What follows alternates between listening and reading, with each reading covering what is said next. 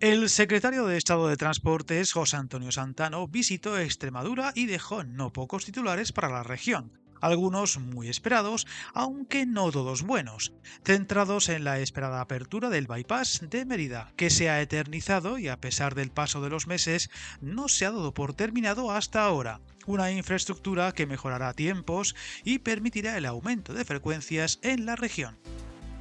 Sin embargo, y a pesar del paso que supone la finalización oficial de esta infraestructura, aún falta el proceso de autorización por parte de la Agencia de Seguridad Ferroviaria, que debería estar listo como muy tarde en julio para empezar a dar servicio. Todo tras la visita de Santano a diversos puntos de la región, que incluyó un viaje de prueba entre Montijo y Cáceres, donde aprovechó para repasar algunos hitos para la región y el resto del recorrido hasta Madrid, que incluirán rebajas de tiempos o la esperada llegada del tercer Alvia Badajoz-Madrid, que como gran novedad tendría parada en la estación de Plasencia.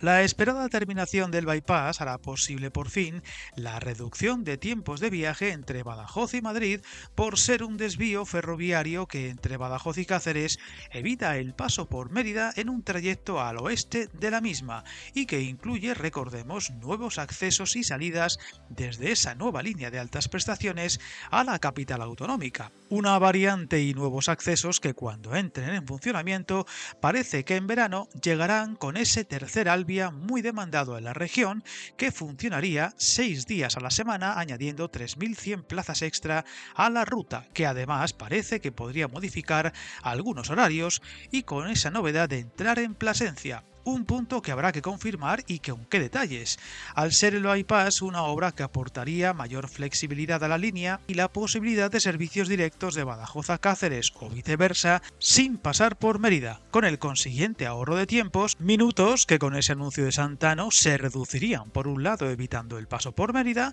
pero se añadirían por otro si se pasa y para en Plasencia, por lo que habrá que esperar para saber los planes de Renfe. Viajar en tren nunca fue tan fácil. En trenes.com encuentra y reserva tus billetes de Renfe, Wigo, Irio y muchos otros países europeos. Vive experiencias únicas a bordo y recuerda, si vas sobre raíles, está en trenes.com.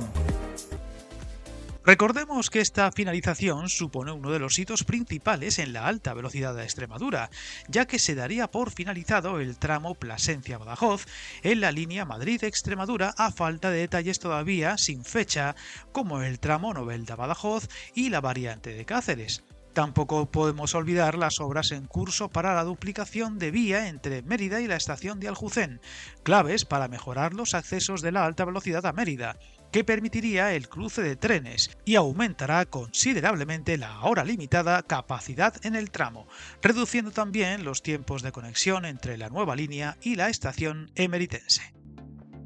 Por otro lado, también se ha comunicado que otro de los avances más importantes, el de la entrada en funcionamiento del sistema ERTMS, no estará tampoco este año, a pesar de haberse anunciado y habrá que esperar al 2026. Hablamos del sistema de seguridad que permitirá a los trenes sobrepasar los 200 km por hora, recortando minutos extra al viaje y aumentando más esa sensación de verdadera línea de alta velocidad, pero que vuelve a aplazarse. Un sistema que empezó a probarse en mayo de 2024, pero que como ha ocurrido en otros tramos y líneas del país, dada su complejidad, parece que llevará más tiempo del deseado.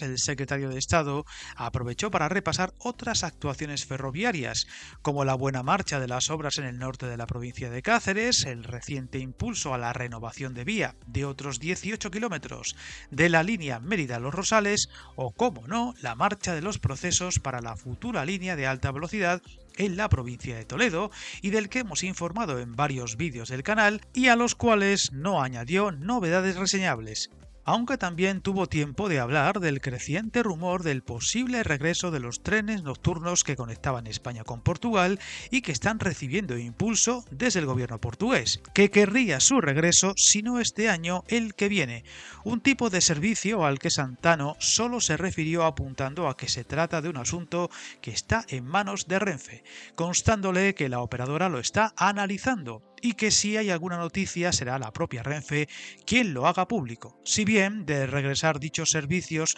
todo apunta a que será más por parte de Convoyos de Portugal que de la operadora española, por lo que habrá que seguir atentos. Veremos cuáles son los siguientes pasos y sobre todo con qué detalles en esta región, que sigue esperando esas mejoras necesarias para un servicio que ha ido mejorando poco a poco y restando incidencias, pero que aún sigue estando lejos de lo reclamado por sus ciudadanos, así como los del resto de la línea a su paso por el norte de la provincia de Toledo. Suscríbete al canal y recuerda, hasta el camino más largo se inicia con un primer paso.